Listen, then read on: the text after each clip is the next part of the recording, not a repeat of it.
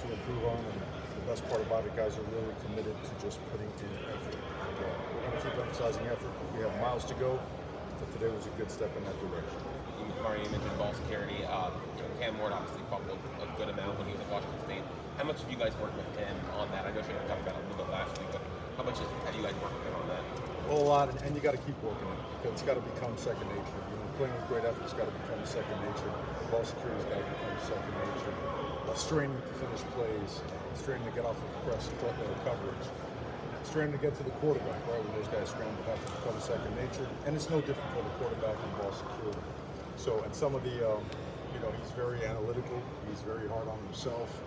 And Shannon Dawson is very tough on those quarterbacks also. So the combination of some of the read option plays that require ball handling and making a decision, as well as the pockets getting a little bit muddy and working ball security and at the same time elusiveness in those situations has been a big point of emphasis. And we're getting better. And then we saw Robbie Washington working with the corners today. Is that like a temporary thing just for like depth purposes? Is that a more permanent move that something he's been working at more often? Like, what's the plan with that? Robbie's had a really good spring at wide receiver.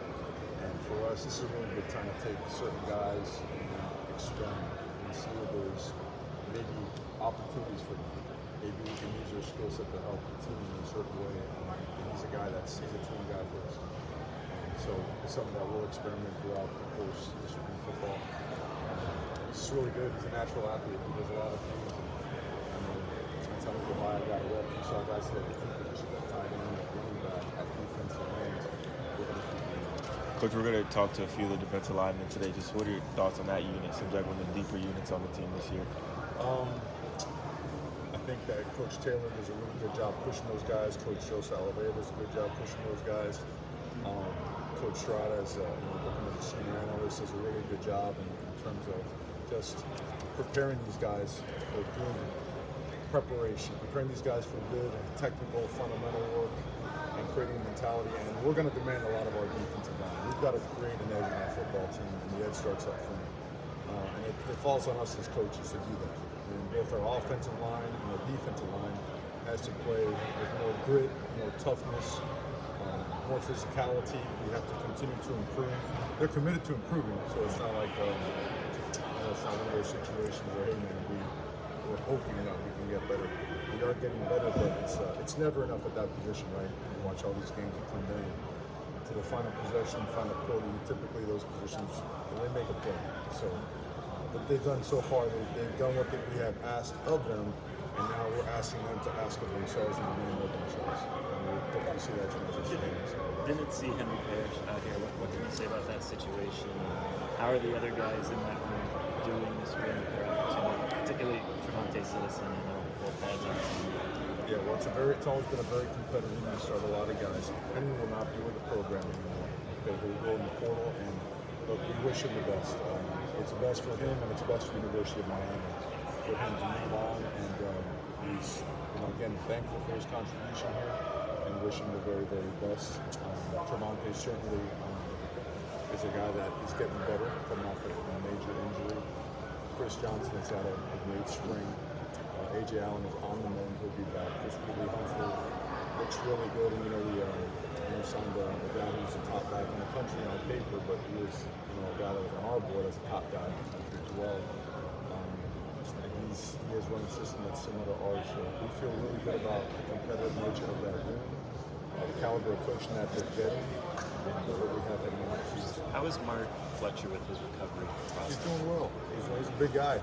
You're trying to get an apparatus on to have supersize it, make sure you get around it good. But Mark's itching, chomping at the bit to get out there again. And we expect him back, I'd say probably 2 months, 2.5 months. And we expect to be full speed by early summer. Mario, going back to the defensive line, we saw Mesidor at least do some things out here. How good is that to see him? And if you could just speak on his impact when he is fully healthy, what do you bring to your team? Well, he's one of the higher level players in our conference in the country. I think when you combine guys like that and Ruben Bain, we were so productive when those guys were in there together, along with Nigel Lee Kelly. We had Elijah Alston as an upperclassman. Now these young guys are running behind them. When you have a healthy Mesidor and a guy like Ruben on the other side, and Elijah, and like a guy, Gino Wayne, all these guys are developing. You have, I would say, very impactful and powerful edges. You can set edges, you can rush the passer, you can be very multiple because those guys are thick enough, being 280 and 285, to do some stuff inside and not only on third down, but they are outside players. So it's to have him out there, to see him healthy, doing what he's doing, it's everybody's really excited about that. Mario, how much do you plan on focusing on more acquisition transfer? Well, in the portal, when that thing opens up again, we'll be focusing on everything. We feel like we really, over the last 2 years, just enhanced our team, the caliber of player, the caliber of competitor and mentality, the guys that we have brought in. And I think there's going to be opportunity to bring in a good handful of guys and maybe more at different positions. So I think as you assess spring and go a little bit further into it, we'll have a better idea of what we go after. But we're very open-minded and we're going to be very aggressive as to making sure that our roster, you got to get at some point to 85. It's always a question that you guys haven't asked, but you always find a way to get there, and you make sure that everyone involved is always given the best opportunity. But you do what's best for the University of Miami. That's the bottom line. Also, a few more questions. Planning to probably scrimmage Saturday. We won't scrimmage on Saturday. We will have some live tackling on Saturday, but it won't be a full scrimmage. Our full scrimmage will be the following couple of weeks. Okay, but we'll be in full pads on Thursday. Start getting acclimated to tackling, probably half the period, and then on Saturday we'll have a couple of periods of tackling, but it'll be maybe 30 some off I don't think I saw Ruben being out there much. Is there enough in the air? Yeah, he's good. He's a little bit banged up, so we help him in practice.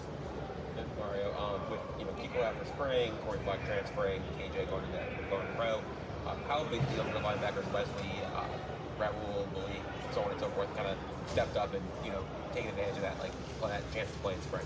They've stepped up like guys that have been preparing this whole time. They have. They're students of the game. I think that Wesley has done a great job in terms of leadership.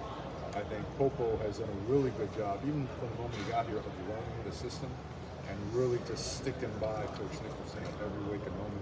Seeing Chase Smith get healthy is a huge win for us as well. I think Cam Pruitt's going to be a spectacular player, and he really is. Darius Hayes got banged up. Pulled his hand in soft tissue stuff. So we did some stuff today. He should be back by Thursday or Saturday. Who else am I missing on here? Pulliam's done a nice job. Caleb Spencer is kind of bouncing back and forth. He's playing some of the safety stuff. He's playing some of the real linebacker stuff as well. And then Bobby Washington, just a great skill set, and learning the sand position and doing a lot of special teams. You mentioned full pads come on Thursday. That time when full pads come on, how much can that be a separator in position battles? It's got to be, but the separator's got to continue. We told our players we're not going to ease in the spring. We've got to use spring to gain an edge and create an identity for ourselves, right? And practicing hard and practicing fast and practicing smart will translate into playing hard, smart, and fast. So it's got to become second nature to us. All the things we mentioned earlier have got to become second nature, so they are points of emphasis. And Thursday being in full pads, we're putting them on for a reason, right? We've got to play physical, hard-nosed football, and we'll get some more energy. Thank you. Okay. Thank you. Thank you. I appreciate it. Scholarship. I consult experts like